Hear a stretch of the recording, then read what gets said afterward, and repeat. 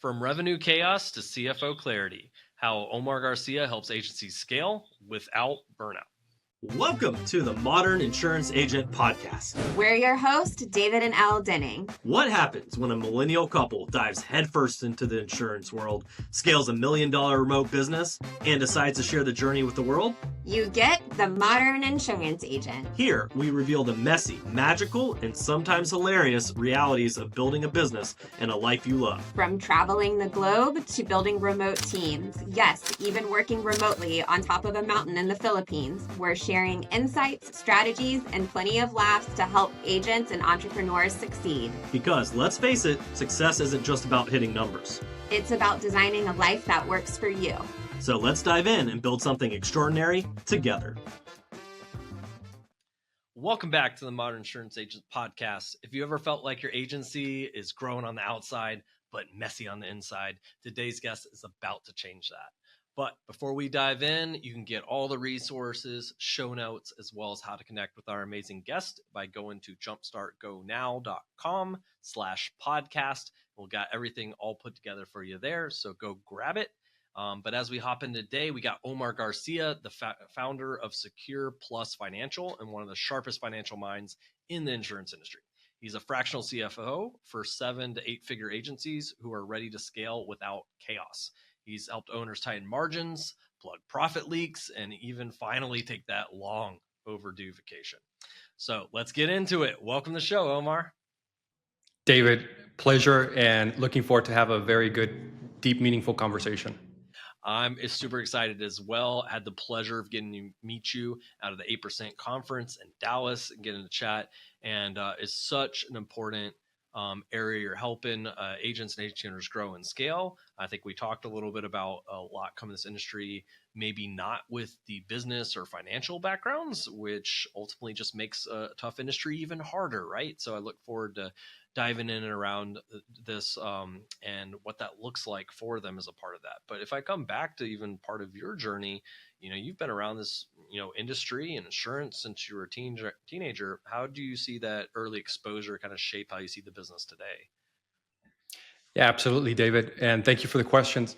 I've been in insurance pretty much my whole life. I started, I think I was like 15 or 16 because my mom has a local tax and auto liability shop here in my local city, and started with her doing some basic work, right?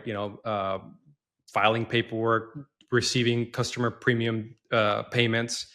And so that got me exposed super early on. It was probably the biggest blessing that I had, though when you're young, sometimes you don't appreciate these kinds of blessings, right? You're like, why do I have to go to work? Why do I have to do this? Totally sucked for me at that time. But now that I think about it in retrospect, it's probably one of the greatest blessings for me. So I started there super young. By the time I was 21, 22-ish, I had already earned my P&C life and health license. And eventually later on, I also became securities licensed. That was really important for me because early on, I got to realize some of the main struggles and pain points that small business owners face. And one of the things that really resonated with me, what you just said at the very end about finance and how the business, the way that I like to describe it is most people operate within their business and that they change and modify their life to suit the business. But I've always thought that your business should be the investment vehicle that gives you the lifestyle that you want. But most people operate the contrary. And so it's a mindset shift and a journey to get there. But so I totally love your intro, by the way. But so I started there. As soon as I graduated college, I wanted to scale, and I thought probably working in a small business isn't going to work. So I decided to join the ICA program with UnitedHealthcare. And for those who aren't familiar, the ICA program, Independent Career Agent, is just a fancy way of saying you're an independent contractor with UnitedHealthcare, exclusive with them. You do sales for them. They give you resources. So that was great. That was the beginning journey for me of learning the 4 pillars of mastering a successful agency, which I'll get to in a second. But really, it's marketing, sales, operations, and finance. That's where I learned marketing was important as the first step, because since I had the advantage of some of the resources that UnitedHealthcare has, and for those that know UnitedHealthcare, it's a behemoth of an insurance agency, probably one of the biggest ones in the world. And so they backed some of the marketing plays that I had. So I came up with a proposal. Hey, here's how we're going to pitch. And it really wasn't that difficult, because working with baby boomers, they, at the time at least, they still read their mail. And so very easy, just identify who they are, start sending them mailers, getting them some interest. So really my career, I would say, really started with my first event that I had as a like an educational event talking about the ABCDs of Medicare. I got a whole bunch of people to show up. And so, great. I was like, that's fantastic. I did super well in marketing, but in that meeting, I had 0 conversion, 0 sales. So that sucked. So it's like, you get everyone in the room, but then you can't even make the sale. So that's when I realized, hey, the second pillar, which is also just as important, if not more, it's conversion, is how to be able to educate people so that they feel comfortable through a really good conversation to move forward with a insurance plan or a product that is designed to help them, right? So I totally flopped it. And to make matters worse, in my first event, I had a secret shopper. So it's kind of rare. It doesn't really happen, at least with so many agents and agencies that I've seen out there. It's rare for people to have secret shoppers, but destiny, I guess, called, and I had a secret shopper. Fortunately, I had already had the idea that, hey, if you want to have a good business, you need to have procedures. And fortunately, when you're in Medicare Advantage, you have all these, or fortunately or unfortunately, you have all these regulations, right? So you have to pass all these certifications. So if you just follow the rules, you'll be okay. So I bombed the sales aspect of it, but aced the compliance aspect, which I'll get to in a second, later ended up helping me and serving me in a huge way. That initial event was really an epiphany moment for me, because I realized and realized so many things. Number one, it's, if you're going to build an agency, you need to have a stellar onboarding process for your agents, because if you do not, you will set them up for failure.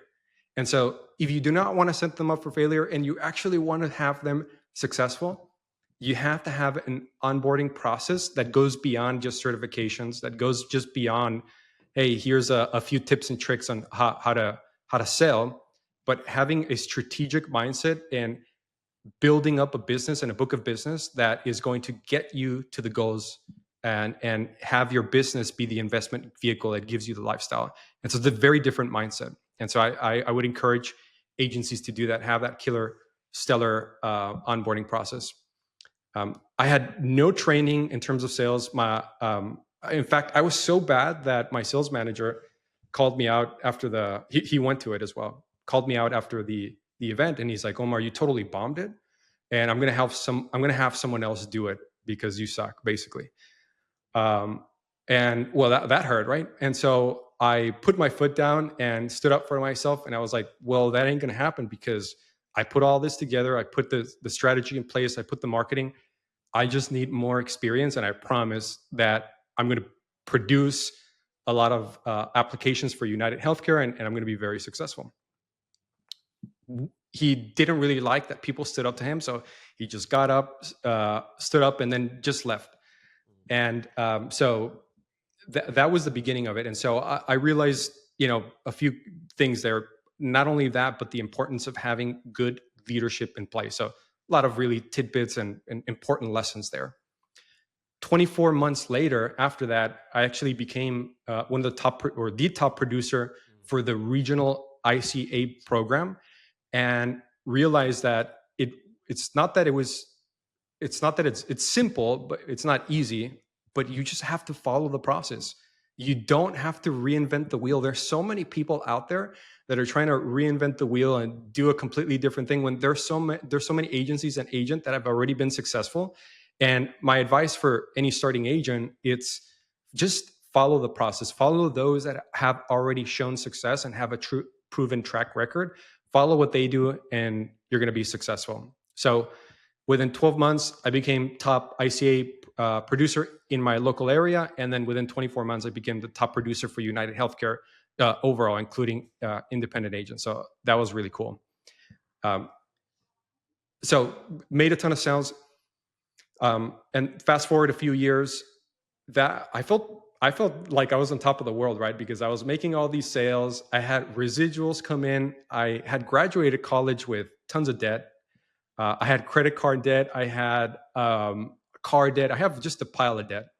And fortunately, by just being extremely disciplined, following the process, I was able to get enough residuals, eventually pay off my debt. I thought, you know what, let me take this even the next step. I even got securities license. I just felt like I was on top of the world. And so I was like, you know what, I'm ready. I'm ready from going from an agent to an agency. And so I had my plan in place. I had the sales, marketing, operation, finance. This is how I was going to recruit. Here's how I was going to go across different states. So all fun, right? Then, but you needed to get the blessing from the sales manager or the VP, because I wanted to go into a program called the ISO program, which is basically you're an independent agency, though you're exclusive with UnitedHealthcare, and the benefit is that they continue to back you. So I was going to produce for UnitedHealthcare exclusively, gain market share for them. And I had this vision of the future. 5 years from now, here's what I'm going to do. So fantastic, right? Then I ended up meeting with my sales manager and the VP at the time and laid out the plan. Here's what I'm going to do. Here's how I'm going to do it. And the VP at the time, who was my sales manager, who stood up and left that one event, was the VP. And so he's like, I hear what you're saying, Omar, but it's not going to happen. And I'm like, hey, why? Tell me why this is not in the best interest of UnitedHealthcare. I'm trying to be exclusive here. I want to give UnitedHealthcare more market share. I believe in the products, and I'm 100% all in. He's like, Omar, it's just not going to work. And I later ended up realizing that obviously he didn't like me very much, and he did what he could to make sure that I was not able to get to the next step. And so that really sucked. I think one of the most important lessons there was humility. Number one, humility is part of having the proper mindset of a true CEO and scalability. And so what I realized then, though at the time just was a humiliating defeat, it's like, all my plans are gone. I don't know what I'm going to do. When one door shuts, sometimes what you need to do is have sufficient vision and wisdom to see that just because one door shuts does not mean that obviously life isn't over, but there is an even better opportunity for you. And so you need to be wise enough to be able to see that. And that was one of the learning lessons. So the logical step was like, well, screw this. Rather than be exclusive with UnitedHealthcare, let me just become an independent insurance agency. I went to my local FMO, and that was great. Presented the plan. They were all for it. But I think that was the start of when I started mingling with a whole bunch of agencies. And I realized so many of them were struggling with two very specific things, at least the successful ones. So I said, you have the 4 pillars, right? You have the marketing, sales, operations, and finance. Wonderful salespeople, great personalities. They can sell all day, every day. Abysmal business owners. So what I learned, and I'm going to steal your quote, David. So many people out there in the insurance space are great salespeople, but terrible business owners. They're just not business owners. And to be a business owner, a CEO, it takes a completely different shift, a mindset, a completely different mindset. So I started helping a few with some of their tax issues and strategy, help them optimize their business so that they had true clarity, because there was a lot of things that they weren't paying attention to. They were mostly focused on the top line of their P&L, which is revenues, commissions. They were just focused on that. They figured, if I just bring in the business, my business is going to be fine. But guess what? You reach a breaking point in your business where sales is just not enough. And what I see consistently, it's somewhere at about when you're trending to about $1 million a year in commissions, you're going to hit a break point. where you need to have down not only sales and marketing, but operations and finance. As I spoke about right now, what does your onboarding process look like? What are the key performance indicators that you're looking at to gauge your success or lack thereof? What does your tax strategy look like? Because guess what? Once you're successful and you're making all this money, you have a silent partner. That silent partner is Uncle Sam. And so it's like, well, what are you going to do about that? And so a lot of resources end up going to Uncle Sam, and you don't want that. You want to be able to legally keep as much money as possible within the business so that you can continue to reinvest into the things that you know work for your business. And so I started doing that and realized, man, my calling isn't to serve directly the consumers, but I need to go and serve the insurance agencies that want to get to the next level, but have capped somewhere at about $1 million and don't know the strategic place to get to the next level. And that's where I step in and help them provide the clarity in the operations and the finance to help support the vision of the future that they have. And so that's kind of been my journey so far. Thank you so much for sharing, highlighting that path, that shift, why you made that shift, and what this looks like. And one of the things you talk about is this concept of a leaky bucket, right? And I think everybody who grew up either at the beach or just playing in the yard knows, like, yeah, put the water in the bucket, it just keeps falling out the bottom, right? It doesn't really matter how much you pour in the top, it just leaks out the bottom. So what are some of these top leaks you see in agencies today when you describe this leaky bucket? Yeah, absolutely. So most people, as I mentioned, they focus on the top line, which is, using that analogy, it's like, okay, so what you're really focused on is pouring the water into the bucket, which you should, right? That's part of it.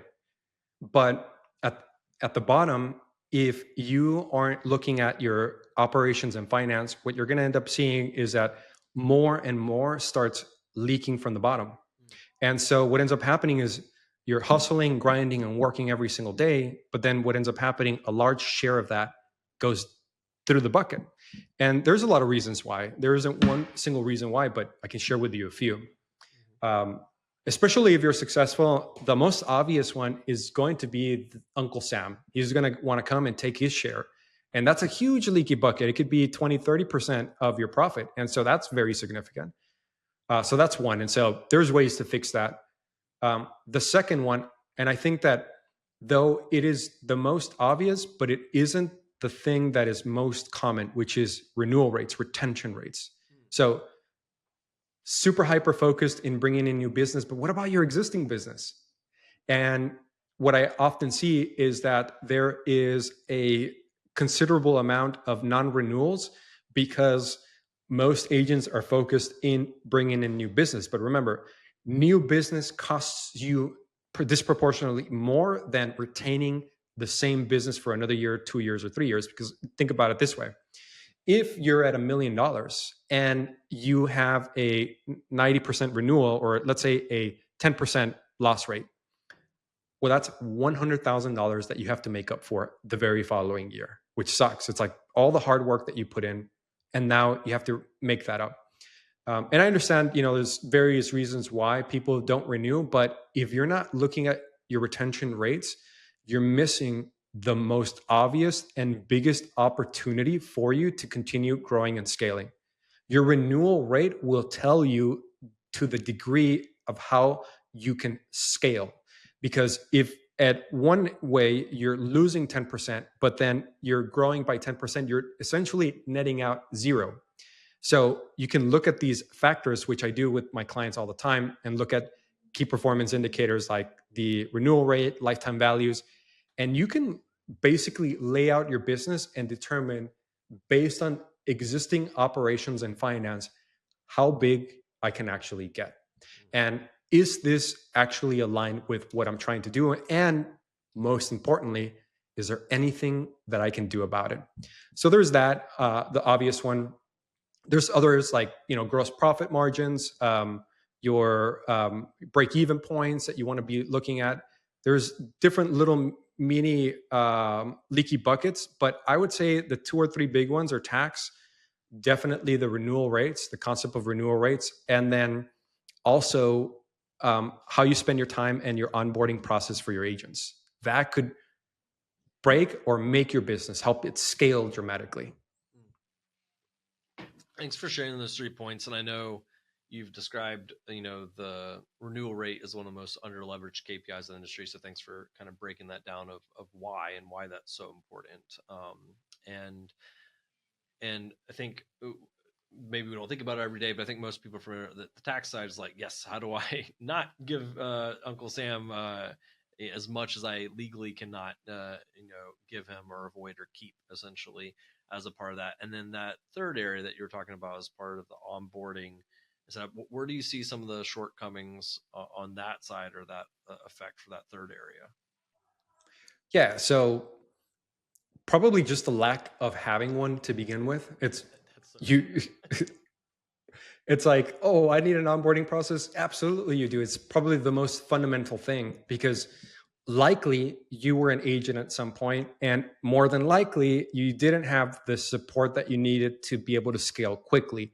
Though through work and grind, eventually you got it right. But there is a very interesting principle called the Pareto principle. Maybe some of you have heard it. 20% of sales agents make 80% of all the sales.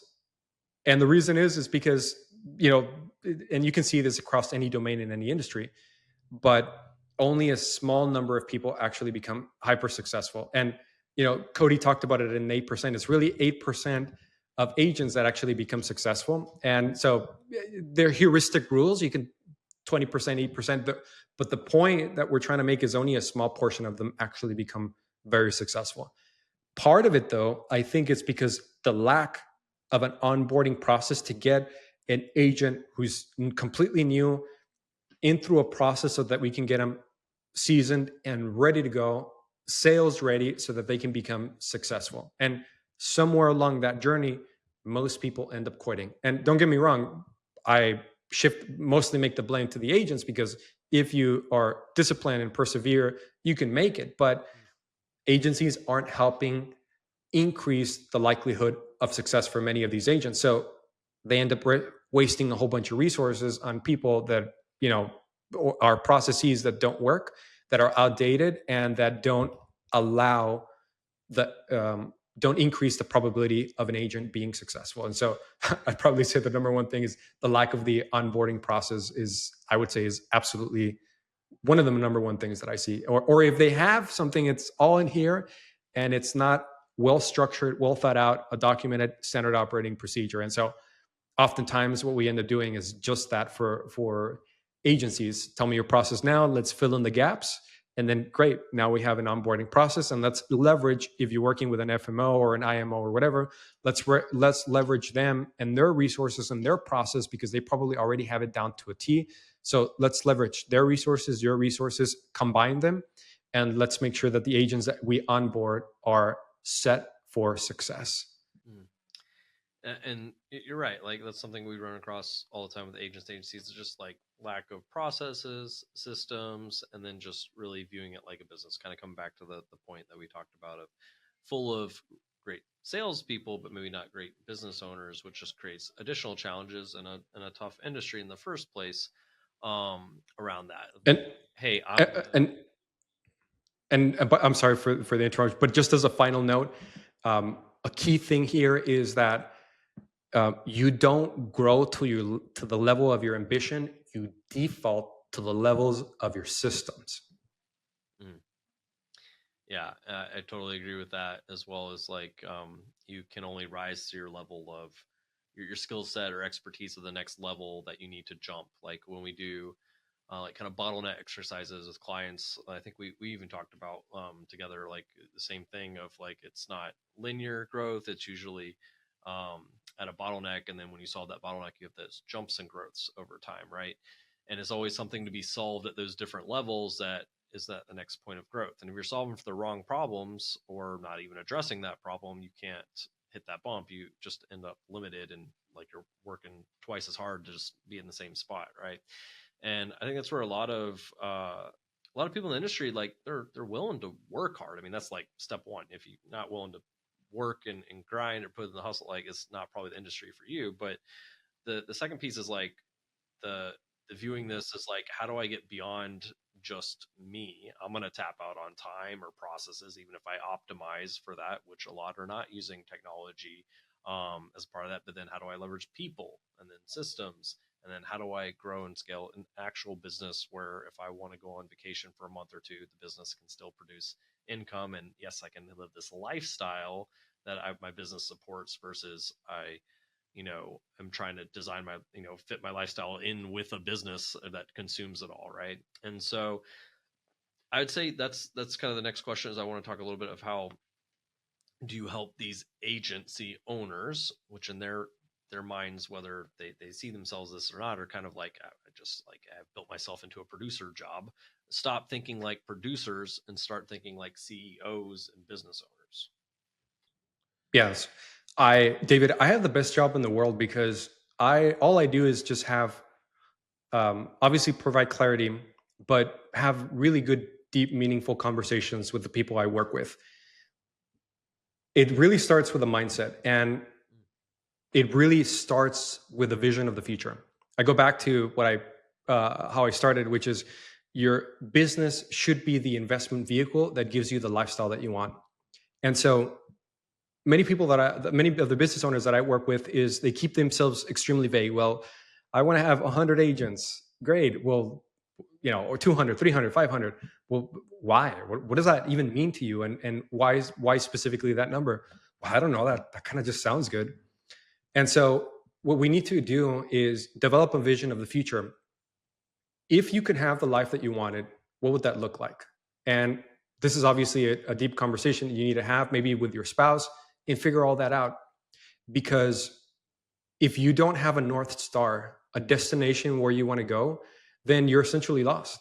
And you're going to be operating day to day, and you don't have a gauge or a compass to lead you to where you want to go. So it's really important that first we define what the outcomes that we're looking for, whether it may be $1 million in revenue or $1 million in profit or $10 million, 50. That's a decision that you have to make. And everything that we do will revolve around the vision and the goals that you set. Because even on the tax side or on the KPIs that we're going to set, the clarity that we need, we're going to set them based on your goals. And so if you tell me I want to grow to $1 million in commissions versus you tell me $20 million, my advice is going to be completely different. And the mindset that you need to have is going to be wildly different, and the procedures. So what we do is we first determine what the goal is. And it's just so much easier to then reverse engineer that and say, if you want to get to 20 million, here are the various different breakpoints that you're going to face. Here are the challenges, and here are the things that we're going to have to solve for in order for you to get there. And so when you have that kind of clarity, David, in terms of what you want to do, life becomes so much more simpler in many ways. It does become difficult, obviously, to get to 20 million, but it becomes so much more clear. And the number one issue that I see with a lot of owners is that they lack clarity. They lack where they want to go. And so if I can use an analogy, basically the CEOs determine the direction they want to go to. And I want to be your compass, where I'm providing you the various data points that you need to determine, are we heading in the right direction or are we going into the wrong direction? And numbers are only as good as the decisions that you make based on them. And so you're probably, maybe not your typical CFO, but I believe that business is all people first, and numbers are just the gauges to determine if whether or not we're on track or off track. That's really what they're there for. And so the numbers are not the all end all be all. It's really about the vision, developing a vision first, and then allowing the numbers to tell us if whether or not we're heading in the right direction or the wrong direction. And so that's what KPIs are for, to give you clarity. And man, what I see is that so many business owners are acting on intuition or maybe the amount of money that they have in the account.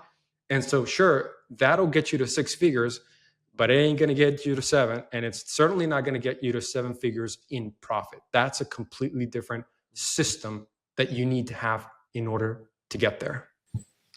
And so you talk about these KPIs being these guides, kind of like these, on your plane, all the gauges, everything that tells you, okay, are we ready to go? Or are we going to crash? Where are we at midair?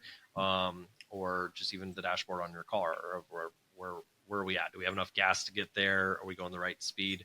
Everything. So as far as within an agency, what are some of the core financial KPIs you wish every agency owner tracked religiously? Yeah. So you have the 5 most basic ones. Obviously, you need to look at revenues, gross profit, net profit, margins. With depending on where you're at, you should be able to have specific margins. And if you're not within those margins, and we know something is wrong, and we need to fix operations, sales, or marketing, or some area of finance. So those are the most basic ones. The other commonly missed, as I mentioned, was lifetime value of clients. And it isn't always straightforward because sometimes you have to crunch data to pull that together. And so that becomes a pain. And I feel one of the main reasons why people tend not to look at that is because, number one, if they're working with an accountant, well, the accountants never probably scaled the business, so it's never even crossed their mind to begin with. So they're not going to bring it up. It's a lot of data putting together and then coming out with the indicator, the LTVs, or even the renewal rates. These are all super important metrics that you should be looking at as frequently as you can. I would add to that break-even point, and specifically on your cash, because net profit is not the same thing as net cash flow. There's big differences there. And so I would say those are the biggest ones that we look at. Now, depending on how big you want to get, we can add on more KPIs. But I've had situations where agency owners want to have 20 different KPIs. And I always have to push back, because if we're going to develop and put together a KPI, my number one rule is, will we take action on this? Yes or no?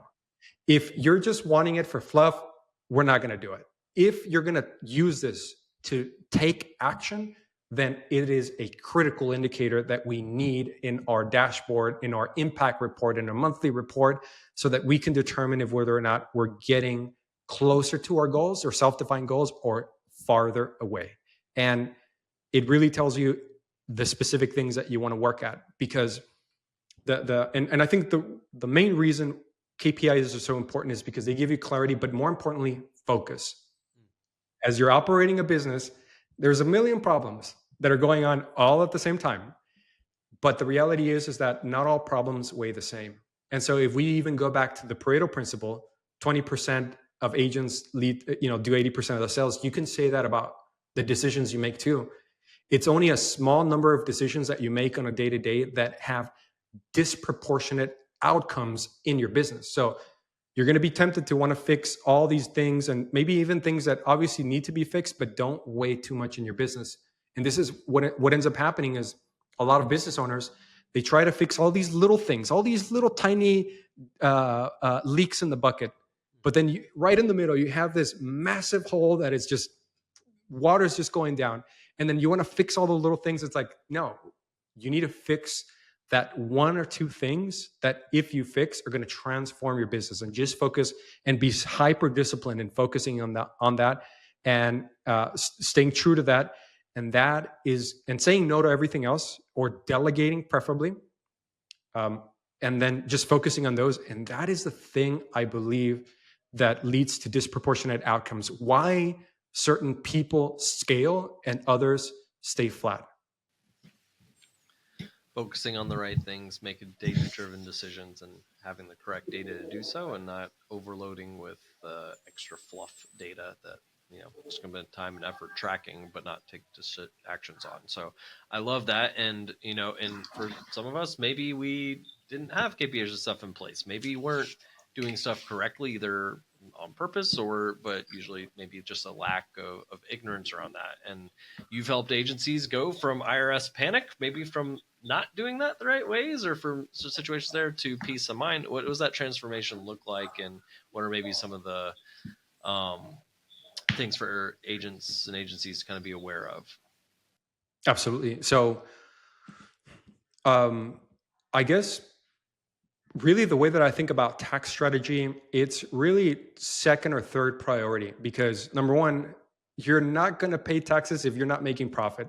Okay. So don't worry about Uncle Sam if you're not even making profit, or if you're worried about what's going on in operations. It's like, let's prioritize. Okay. But let's say you got everything in order and now we have significant profits and we know Uncle Sam at the beginning of next year, when you file your returns, your corporate return 315 or individual return 415, Uncle Sam's going to want his fair share, right? So once we get there, then we can, ideally before that, we want to apply advanced tax strategy. Now, you're going to hear so much fluff out there on TikTok and Facebook and Instagram about all these elaborate ways on how to save taxes. But my big thing is really going back once again to the vision of the owner. And then based on the vision and how big you want to get, that is going to determine the kind of strategy that we're going to implement for you to make sure that it is supporting your goals. So if you tell me, hey, I'm going to get to $1 million in commissions this year, my tax strategy is going to be vastly different than if you tell me I'm going to get to $10 million in revenue this year. And so tax strategy should be aligned with the goals and objectives. So if you tell me $1 million in commissions, 30-40% profit margins this year, very likely I'm going to tell you, hey, let's look at your legal entity structure first, probably S Corp. Let's look at your various deductions. But by the way, one of the things that really ticks me off is you have all these influencers out there. It's like, buy all these expensive vehicles and accelerate depreciation by section 179 or bonus depreciation or whatever. And I'm like, that is so dumb. And the reason that's so dumb is because what you're doing is you're investing a lot of your free cash into a depreciating asset. Sure, you're going to save some money in taxes, but it's not building wealth. It's actually deteriorating your wealth because that asset depreciates very, very quickly. In fact, as soon as you drive it out of the lot, it already lost value. So my number one thing about deductions and depreciation is, number one, will this deduction give me a return on investment? If yes, perfect. Then it moves on to the second, which is, will it also give me a tax deduction? If both things apply, then I would say, let's absolutely do this. But if only one applies and not, or at least if it only saves you money in taxes, but it doesn't provide you a ROI, I'm going to tell you flat out, don't do that. That is silly. There's 10 different ways we can invest your money that will do both things at the same time. So that's one aspect of it. So legal entity structure, deductions, your accounting basis is probably the other most tax strategy that I rarely see most strategists talk about. And it's very relevant to insurance. So when you're operating insurance, you can operate under a cash basis, meaning as soon as it hits the bank account, we consider it income, and any money that flows out is considered an expense and a deduction. But the accrual basis really shifts the game, especially for PNC companies, PNC insurance agencies, because what ends up happening, even in life insurance, you end up getting an accelerated commission. So if you've gotten a huge lump sum from life insurance, or let's say maybe you're in commercial insurance for PNC, you end up getting your commission upfront. And then what you end up doing is getting this commission and paying that out either to yourself or to the agent.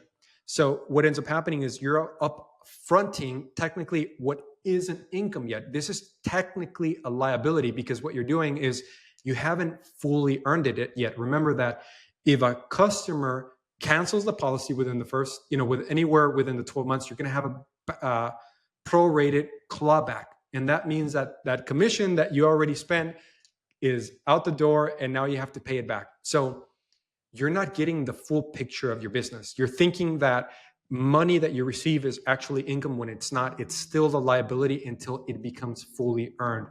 When switching from cash to accrual, then you get a completely different analysis in your business, because when before you were recognizing all the commissions that you earned upfront, Now you're recognizing them only as earned, and your P&L completely changes. And your thought process and your mindset will also change, which is why as you're growing beyond $1 million, I think the three most important things you want to look at from a tax strategy perspective, and even from an analysis perspective, is number one is, does the legal entity structure support my vision of the future? Should it be just a sole proprietorship, an S corp, C corp, partnership, etc.? Am I taking all the right deductions that allow me to reinvest back into my business so I can get higher ROI? And number three, what is the accounting basis that is going to give me the deepest insight in my business so that I can make data-driven decisions, not based on commissions that I receive, but commissions that I've actually earned?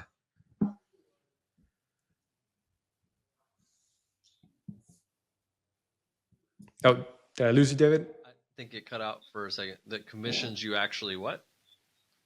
Yeah. So lost my train of thought there. So when making that logical transition from cash to accrual allows you to make really good data-driven decisions in your business, and allows you to have more clarity in your business instead of spending money that technically is not fully earned yet, and keeping that money and making sure that we understand what is actually earned versus unearned. And that gives you a level of insight in your business that on a cash basis you just wouldn't have. Yeah, and that makes so much sense for this industry in particular. Like you said, it's a lot of it's all advanced and unearned, and chargebacks and clawbacks are the death of many agents on that side, and not properly managing the cash flow, or kind of falsely thinking, okay, I'm doing better than I am maybe, and then all of a sudden realizing I have a very tight cash flow and stuff as well. So That's right. and yes, agencies tracking, making data-driven decisions, and kind of also planning for that future, and like first having a goal, right? Like you said, you can't really chart to anywhere if you don't have where you're going in the first place. But with that, like adapting to new things and putting these things in places to help them hit those goals and take action on these KPIs. And one of those is you're bringing AI into the financial world. What does that look like? What are some smart automations that are saving clients time and money right now? Tell us a little bit of kind of some of the shifts and changes you're seeing. So if you're not training your team in how to leverage AI, you're missing out on the greatest opportunity in human history. I truly believe, David, that we're going through a renaissance period right now. It's one of the best times to ever be alive, because in your fingertips, you have the knowledge of the world in your fingertips. And not only that, but a language model that can interpret data and give you really good information. So as far as AI and how we're using it, and what I've been preaching for other people to use, is first, you understanding some of the basics of it. You don't have to become an engineer, but there's a lot of content out there that you can learn in the basics so that you know at least what AI is and how to use it. Once you've gotten the first step through, then this second logical step for me is training your team to use it in basic ways. So I think some of the most basic ways is like, you can use it, by the way, to draft emails. I'm not the best writer in the world, so like I have all my writing proofread by AI, and shifts it and makes it real nice, and you can change the tone and you can shift things. And in fact, in my preparation for this, like I had already structured all my notes, and then you sent me a one-pager outline. Hey, here are all the main things that I want to talk about. And I'm like, man, that's so much better. So then I took my notes and then put in your information and asked it, hey, put together concise notes that go within the flow that David outlined, and then put it together for me in like a few seconds. So that was absolutely awesome. So you can use it for emails. You can use it for data analysis. So one of the main ways that we've been using it to help insurance agencies is through everyone's favorite part of the business, which is the commission reconciliations. You need to go through this process to make sure, number one, if you're even getting paid properly. And I'm sure many agents have felt this working with FMOs, IMOs, or whatever, and the commissions are paid to them, and then them flow the commissions to you after that. We end up finding out that, hey, there's these $10, $20, $30,000 of commissions that haven't been paid. What's going on here? So we've been leveraging AI in a systematic way where we can take commission statements, have AI analyze them, put it all into a dashboard or a spreadsheet, and then use some nice pivot tables, and then bam, we have reconciliations done. When before it would probably take us hours to put together, get all the raw data, consolidate it, et cetera. So we've been using it in that way. And then from that, using AI, the Python aspect of it, and then getting some of our KPIs through those commission reports. And so that's been super cool. Those are the easy the ways that you can apply it straight up. And there's so much more. And by the way, I don't profess to be a AI expert in any way. In fact, I feel like I'm still at the elementary level, but you can use AI for data analysis, for putting together summarizing notes. Sometimes what I do is I'll just get on GPT, put my mic on, and then just start talking. And it's like, hey, here are all my notes for today. And then what it does, it consolidates all my notes, helps organize all my thoughts that are just all scattered around into like a beautiful outline. And then sometimes it says it better than I could ever say it. And so those are some of the ways that I've been using. And there's a ton more. Then you can get to the advanced level where then you leverage AI and use platforms like N8N or Zapier, where you can do workflow integrations and then begin automating things. And so that's another level as well. And so AI is only getting more sophisticated. And by what I've been reading is that OpenAI should be launching at some point their GPT-5. And so that's going to be breakthrough. And according to them, somewhere in the summer, we'll see whether or not that happens. And so if you're not staying afloat with what's going on with AI, again, you're missing out on the greatest opportunity, the renaissance, human renaissance that we're going through. And you're losing out on the greatest opportunity that has been presented for us at least in my lifetime. Hope everybody's listening, because I 100% agree with that as well. I think Gary Vee was saying, if you haven't spent 50 to 100 hours by now learning AI, playing with it, using it, whether even just personally or for business, you're already behind and you're honestly just lazy or refusing to adapt, right? Just kind of like same thing with the internet.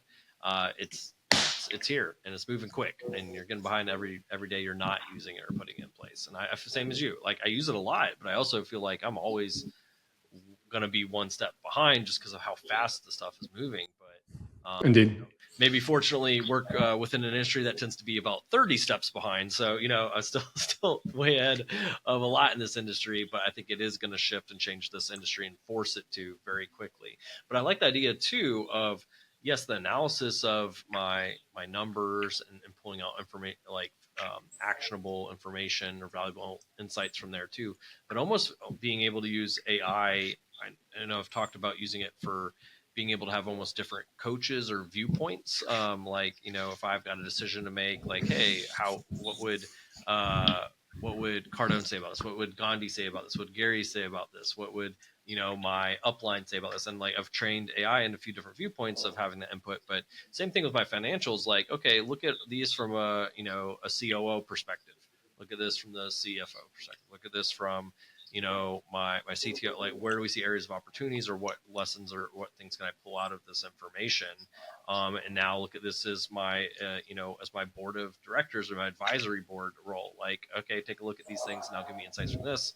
And so it's not just me looking at it from my perspective, but getting like a full team or board's perspective, even if I don't have one, right? That I could have it trained as. So that's really interesting. I think that's an opportunity for someone to develop out, like, yeah, this is a full advisory board model, like plug your things into it and get input and stuff off of that. I think is very interesting. So basically it's giving people the ability to make even better, data driven decisions. They got to have the data in the first place, right? But better data driven decisions and faster versus having to discover down the road that I've waited too long. So I love the highlights on that, and I love this discussion. It's honestly a discussion that we could have for hours and hours, and look forward to talking more around that for sure. And really appreciate your time as we kind of get ready to wrap up. As far as today, like, what's one financial lesson that changed your life that you found very impactful personally for you? I think that the number one thing is, and it's sort of ironic that I say this as a fractional CFO. I've made a lot of mistakes in investing in numbers, when in reality, what you should be investing in is the people that drive those numbers, especially as an agency, because it's no longer just about you. So I've made some pretty bad decisions in investing because I looked at their financial statements and I'm like, wow, this is great. But then ended up finding out that these were not very, very good people. And I would rather invest into a company that may not have everything perfect, but has the right people in place, because those people will persevere. They will overcome any challenge that comes to them, versus a business that sure might on paper look like they're cash flowing, but has really bad leadership and management, because at some point it will reach a breaking point and that business will break. There is the law of the lid. You only go as far as the leader itself. And so the number one mistake, but also greatest lesson that I've learned, is that investment should always be based on people, and you should use numbers to whether or not validate if, the decisions that you're making, but more so to help determine and give you a gauge of not only the success of the business, but the success of the people who are actually running it. And so people driven first, numbers only to back that up. And I love that perspective. As you know, you look at some of the top like venture capital funds, and you look at, you know, the sharks like Shark Tank. Like, you know, I invest in people. You know, not necessarily always the business and the model. Like, I invest in people, and honestly, yeah, people are what drive it all, right? I mean, I don't know too many Fortune 100 companies that it's one person and a bunch of tech in the whole company. There's no other people. So, right, it's people that drive it. We just technology is a tool, right? Just like AI and GPT and everything that we're talking here is a tool, but people are what make the world go round. And even more so the case with AI now, what it's going to allow these outliers to do is to be 10, 100, 1,000 times more productive. And I could see a future, David, where billion-dollar corporations are run by a small group of people instead of towers or skyscrapers of people. Because again, it goes back to the philosophy: people first, and invest in them. And if you invest in the right people, you're going to be extremely and wildly successful. And then if they leverage AI, which the best people are in business, they're only going to be 10, 100 times even more successful. Absolutely. Thank you so much, Omar. Guys, for everyone listening, Omar, where can they find you, plug in, connect? Where's the best place for that? Yeah, so you can follow me, Omar Garcia, CFO, basically in most social media platforms. But if you want to schedule and have a conversation with me, you can go to secureplusfinancial.com. At the very top, there's a booking link. You can schedule that, drop in your info, and then we can have an awesome conversation about your vision of the future and what Secure Plus Financial might be able to do to help support that vision. I love it. Thank you so much, Oscar. Guys, once again, you guys can hop on to jumpstartgonow.com/podcast. We'll have the links there. And you guys can go connect with Omar and talk, follow along, learn these lessons, apply these lessons.